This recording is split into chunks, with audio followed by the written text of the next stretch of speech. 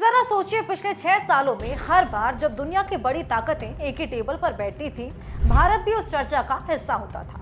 G7 summit, जहां America, Britain, France, Germany, Japan, Italy और Canada जैसे देश मिलकर दुनिया के बड़े फैसले करते हैं, वहां भारत भी स्पेशल गेस्ट की तरह बुलाया जाता था।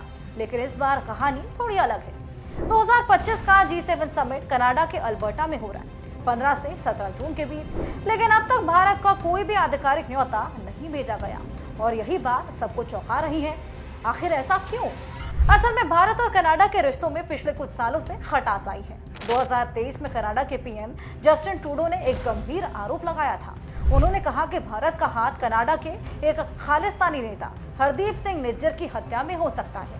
भारत ने इन आरोपों को सिरे से खारिज किया, लेकिन उसके बाद से रिश्ते बेहद तनावपूर्ण हो गए।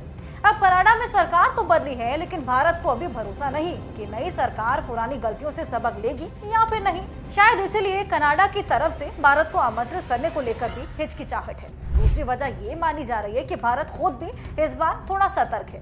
कनाडा में लगातार हो रहे विरोध प्रदर्शन, खालिस्तानी गतिविधियां और सुरक्षा को लेकर सवाल, ये सब बातें भी पीएम मोदी की यात्रा के पक्ष में नहीं जाती। भारत का विदेश मंत्रालय भी साफ कर चुका है कि फिलहाल उनके पास पीएम मोदी की इस यात्रा को लेकर कोई जानकारी नहीं है। और इसी बीच कनाडा ने G7 समिट के लिए जिन देशों को बुलाया है उनमें दक्षिण अफ्रीका, ऑस्ट्रेलिया और यूक्रेन शामिल है, लेकिन भारत नहीं। अब इससे इशारा साफ है, इस बार शायद प्रधानमंत्री मोदी G7 में शामिल नहीं होंगे। पहली बार ऐसा होगा पिछले 6 सालों में। क्या इसका मतलब ये कि भारत अब G7 जैसे मंचों से दूर रहेगा? बिल्कुल नहीं।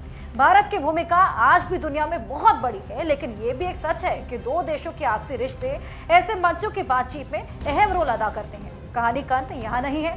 कूटनीति की दुनिया में दरवाजे कभी पूरी तरह बंद नहीं होते। शायद आने वाले समय में भारत और कनाडा के रिश्ते फिर सुधरें और फिर से हम ऐसे मंचों पर भारत की मजबूत मौजूदगी देखें। पर अभी के लिए भारत की कुर्सी G7 टेबल पर शायद खाली रह जाएगी, और यही है इस बार की सबसे चौंकाने वाली बात।